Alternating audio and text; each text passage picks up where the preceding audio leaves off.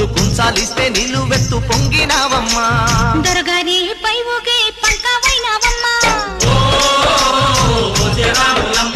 దొరసాని కాళ్ళొచ్చే దూదివైనావమ్మా